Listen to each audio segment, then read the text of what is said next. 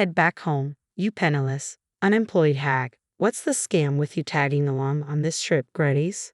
My disappointment in my family was as predictable as ever. Well, I'll give them a taste of their own medicine. While reveling in some solitary moments away from their company, I resolved to take matters into my own hands. Just then, my brother's voice chimed in on the phone. Hey, what's going on, sis? What have you done? My name's Lucy, a 30-year-old office worker, and for the past 3 years, I've been with someone special, Alan. He's a genuine gentleman who not only treats me with kindness but deeply cares for me. We first crossed paths in college. He was my senior, and I often turned to him for advice on work or personal matters. He always listened intently and offered wise counsel. As we transitioned into the working world, we kept in touch, meeting regularly. Then, one day, he confessed his feelings and we embarked on a relationship. Since then, our journey together has been blissful, filled with shared moments and dreams of a future together. Then came the day when Alan popped the question, Lucy, I want to spend the rest of my life by your side. Will you marry me? Yes, we both agreed, and the decision to tie the knot was made. Swiftly, we shared the news with our families. Nice to meet you. I'm Lucy. I introduced myself warmly. Oh, so we finally meet. Alan has talked a lot about you, his mother exclaimed with a smile. You're just as lovely as he described, I replied, feeling the hint of shyness. Don't sell yourself short. Come on in, make yourself at home, she insisted kindly. Thank you, I said gratefully. Alan had lost his father a few years back, leaving only his mother in the family home. I was anxious about meeting her, but she greeted me with open arms. Over tea and snacks, we engaged in a delightful conversation, easing any worries I had about fitting into the family. Lucy, you're truly a remarkable person. I couldn't be happier that you'll be joining Alan as his wife, my mother-in-law to be praised, her kind words catching me off guard and leaving me slightly flustered. I'm eagerly anticipating your wedding. Take care, Mom. Thank you for today, I replied, bidding her farewell. As our meeting concluded on a positive note, a sense of relief washed over me. However, the thought of introducing Alan to my own family immediately dampened my spirits. The truth is, I've never been particularly fond of my own family. The root of this issue stems from the way my parents treated me throughout my childhood. Both of them were star athletes. Mom excelled in track and field, while Dad dominated the soccer field. Their athletic prowess earned them scholarships to college, and naturally, they expected the same level of athletic achievement from their children. Unfortunately, I didn't possess the same athletic talents they did. Despite their efforts to nurture my sporting abilities by enrolling me in various activities like basketball, swimming, table tennis, and even figure skating, I remained average at best. It was evident that my parents were disappointed by my lack of athletic prowess. Then came the arrival of my younger brother Kyle. With aspirations of having a son, my parents eagerly enrolled him in sports as well. It turned out that Kyle had a natural talent for soccer. When the local youth coach praised his abilities, my parents were overjoyed and redirected all their attention towards him. Kyle is truly exceptional. He's something truly special, they would gush, their words implying my inadequacy. It seemed as though it was nothing more than a disappointment in their eyes. They lavished Kyle with attention and neglected me, even as I progressed through middle and high school.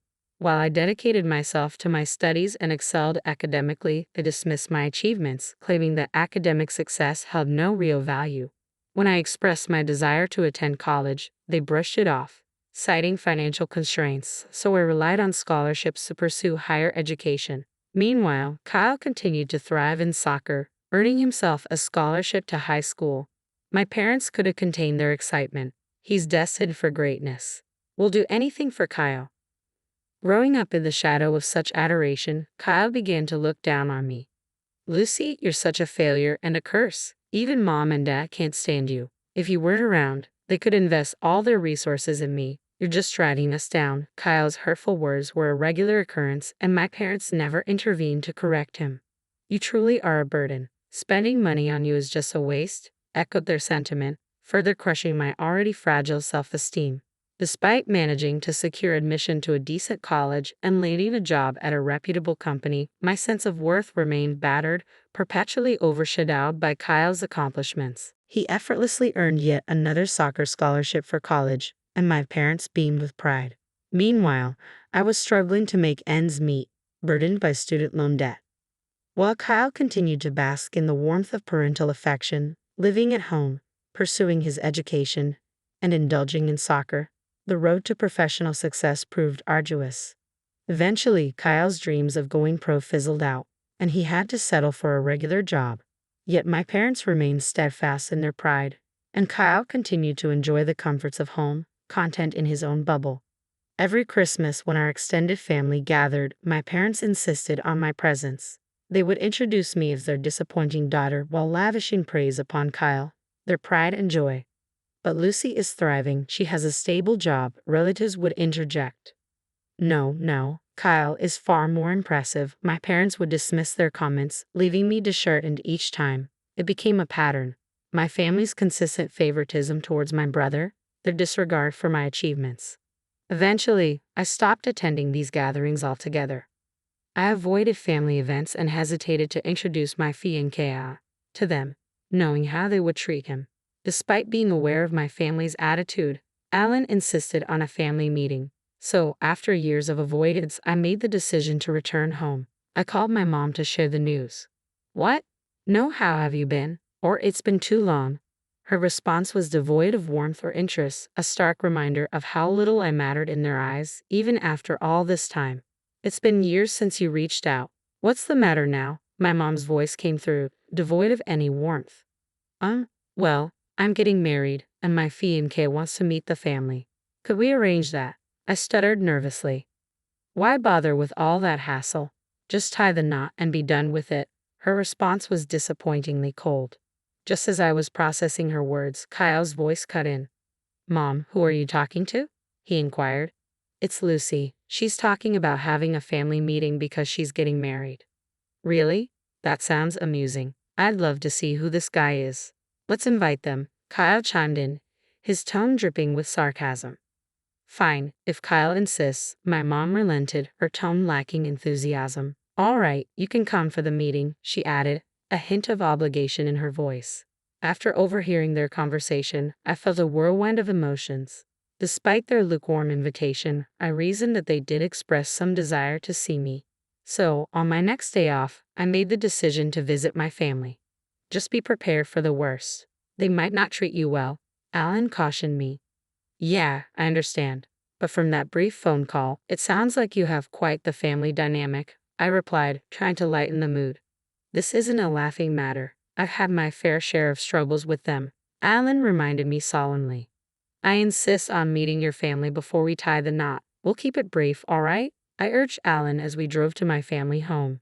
Upon arriving, we rang the doorbell, but no one answered. Resorting to my key, I let us in. As we entered the living room, I was taken aback to find my family seated on the sofa.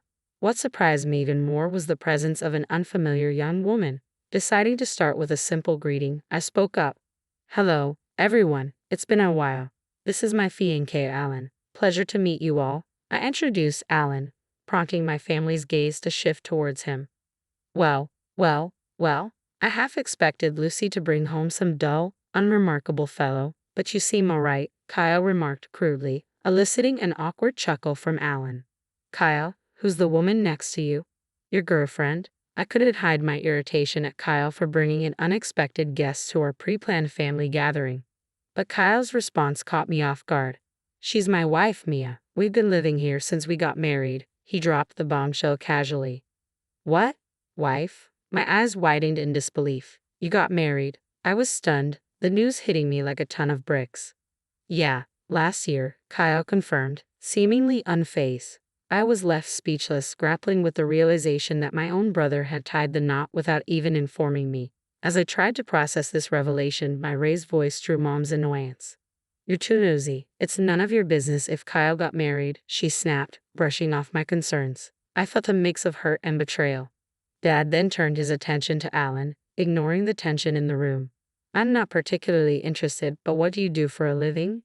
"You're marrying Lucy, so it can't be anything impressive, but let's hear it," he remarked bluntly. Alan's calm demeanor contrasted sharply with my rising anger. As I clenched my fists in frustration, Alan gently restrained me, reminding me not to let their words get to me. "I apologize for any rudeness. Here's my card," Alan said, extending his business card to Dad. who initially regarded it with little interest. However, his expression quickly changed. "You're a lawyer," Dad exclaimed, his eyes widening in surprise. Mom, Kyle, and Maya shared in the astonishment. "Wow, that's impressive. Elizabeth, prepare some tea for our guests, would you?" "I'll handle it," Dad declared, suddenly hospitable. "A real lawyer, how fascinating," he mused as the atmosphere in the room shifted. Alan couldn't help but be taken aback by the sudden change in attitude. "I never would have guessed Lucy's fiancé was a lawyer," Kyle remarked, echoing the sentiment shared by the others. "Does that mean you make a lot of money? Maybe you can buy me a designer bag for my birthday," Maya chimed in, her audacity leaving me speechless. It was astonishing that she would make such requests to Alan upon their first meeting.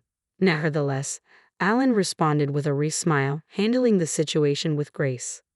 "Alan, you really shouldn't be saying such things to my fiancé, especially on our first meeting," Alan responded with a smile, addressing me as bold comments. "We're going to be family, so let's try to get along," Mom interjected, attempting to diffuse the tension. However, I couldn't shake off the sense of unease that lingered within me. As the families gathered for a joint meeting, both my parents and Kyle's family exhibited an unusual level of enthusiasm. Even my mother-in-law appeared somewhat taken aback by their fervor. Following the meeting, I took the opportunity to apologize to my mother-in-law, only to discover that Alan had already informed her of the incident. "Don't worry about it," she reassured me with a smile, instantly alleviating my concerns. It was a moment of relief, reaffirming my belief in her genuine kindness. 2 months later, Alan and I exchanged vows, with my previously indifferent family in attendance. Surprisingly, after the wedding, they began reaching out to us more frequently. "Why don't you and Alan join us for dinner sometime? We know this wonderful restaurant," Mom's voice would chirp over the phone. I couldn't shake the suspicion that they were eyeing Alan's money, given his profession as a lawyer. But I wasn't about to fall for their scheme. "We're tied up at the moment, so we can't commit to anything right now. We'll keep you posted when we're available," I replied, keeping my tone neutral. "Sure, we'll be eagerly waiting. We're flexible with our schedule," Mom responded, her enthusiasm palpable. I felt a surge of disgust. It was clear they were more interested in exploiting my marriage to a wealthy man than in building a genuine relationship with me. After maintaining distance for some time, Mom called again a few months later. "When are you and Alan going to join us for dinner, Lucy?" Mom's voice dripped with false sweetness, and I could practically feel her desperation through the phone. "Sorry, Mom, we're pretty swamped," I replied curtly, already contemplating ending the call. But before I could, she dropped a bombshell. "We're planning to celebrate my half-century birthday," she continued, her tone shifting slightly. "After all, your father and I did see you through high school. It wouldn't hurt to show a little gratitude." I could feel her frustration mounting, expecting us to start treating her differently. But deep down, I couldn't deny that she had a point. After all, my parents had supported me until I graduated college, even if I'd paid my own way through it. Perhaps it was time to show a bit of gratitude. As Mom hit the big 5-0, I relented. "All right, count us in for the celebration." "Really? That's fantastic. We're actually planning a family trip, so it'll be perfect for all of us to spend time together." "A family vacation, huh?" I mused, not entirely enthusiastic about the idea. But then I realized it could be an opportunity to enjoy some quality time alone with Alan. When I brought up the idea to Alan, he was on board, so we decided to join the family trip. Mom's reaction was pure excitement. "Could you handle the reservations? I'll send you a bunch of URLs for hotels and plans," Mom requested eagerly. "What?" Mom inundated me with URLs, all pointing to luxury hotels and high-end restaurants. I couldn't help but feel irked by their extravagance, but I reasoned that this might be a one-time indulgence. Reluctantly, I checked out the links and proceeded with the bookings. When I called Mom to confirm the reservations, her joy was palpable. "I can't wait, thank you so much," she exclaimed, brimming with excitement. At last, the long-awaited day for our half-century family vacation had arrived, and our destination was sunny Florida. Excitement filled the air as we boarded the plane, with everyone in high spirits. Both my parents and Kyle, along with his partner, seemed to be thoroughly enjoying themselves. On touchdown, Alan and I made it clear to the family that we intended to explore on our own. Despite their attempts to persuade us to join them for souvenir shopping, we managed to gracefully evade the invitation and set off on our own adventure. We arranged to reconvene for dinner at the upscale restaurant we had reserved. As Alan and I wandered the city, taking in its sights and sounds, time seemed to slip away effortlessly. Eventually, we made our way to the fancy restaurant where our parents and Kyle's family were already waiting. "You're late," Mom chimed in sharply as we approached. "Well, we still have 10 minutes until our reservation," Alan calmly pointed out. Suddenly, their demeanor shifted. "We were talking to you," Mom retorted curtly. "What? Our business is with Alan, not you." Mom's words cut through the air, her tone sharp and dismissive. "Thank you for covering the expenses for this lavish dinner and hotel stay," Dad added, his gratitude directed solely towards Alan. Alan looked bewildered, while Kyle and the others turned their attention to me. "You're finished here, Lucy. You don't deserve any of this. You're nothing but a burden," Kyle spat out angrily. "What are you even talking about?" I tried to reason, but their voices rose in unison. "Get out of here, you jobless loser. You have no place on this trip," they berated me, their words dripping with disdain. Disgusted by my family's treatment, I realized their intentions to exclude me from the beginning. "So this is how it's going to be," I thought to myself, feeling a surge of determination. "You'll regret this." Without another word, I leaned in close to Alan and whispered, "Fine, I'll leave now." Our parents and Kyle's family looked smug as they entered the restaurant with Alan. I remarked bitterly. Quickly, I made alternate arrangements. Thankfully, a decent hotel had a last-minute cancellation, so I secured a room and checked in. Settling into a cozy lounge with a picturesque view, I indulged in a cup of coffee to soothe my frayed nerves. It wasn't long before Kyle's call interrupted my moment of peace. "What did you do, Lucy?" "Alan's gone." Kyle's voice sounded frantic. "I have no idea. You know Alan, he's usually clueless but sharp when it counts," I replied, trying to keep my tone steady. "Sure, but this is different. I told him I'm staying at another hotel, so he should join me," Kyle explained. "Whenever you're kidding, Kyle," I retorted, feeling a surge of irritation. Kyle abruptly ended the call, leaving me to ponder the situation. Soon after, Alan appeared at my hotel, a mischievous grin adorning his face. "Did it work? Were they mad?" I asked eagerly. "Yeah, they were furious. They're hopeless," Alan replied, shaking his head in disbelief. "You were going to foot the bill, and they still acted like that," I exclaimed incredulously. Even Alan was taken aback by their behavior. We brushed it off and decided to treat ourselves to a meal at the hotel's fancy restaurant. Returning to our room, we unwound and woke up feeling rejuvenated the next morning. Eager to explore, we embarked on a sightseeing adventure. Wanting to avoid traveling back with our parents, we opted to change our flight to an earlier one. While waiting for our flight, Mom's furious voice pierced through the phone. "Hello, what's going on? I thought you didn't require my assistance," I answered calmly. "What's the meaning of this? Why is the hotel bill due at checkout?" Mom demanded angrily. "That's how I made the reservation. Don't joke around," I replied, trying to maintain composure. "We can't afford $11,000 per person. If you're enjoying luxury, you should cover the expenses. Unless you want to end up in jail," Mom snapped back. "Stop it. You're so arrogant for a parasite," she spat out before ending the call. "You're the one who needs to stop. I had every intention of covering all the expenses for this trip as a gesture of gratitude for all the years you've supported me. But you ruined it by kicking me out," I asserted firmly. "Wait, you were going to pay for everything." Mom's voice wavered with disbelief. "That's exactly what I've been trying to tell you," I affirmed.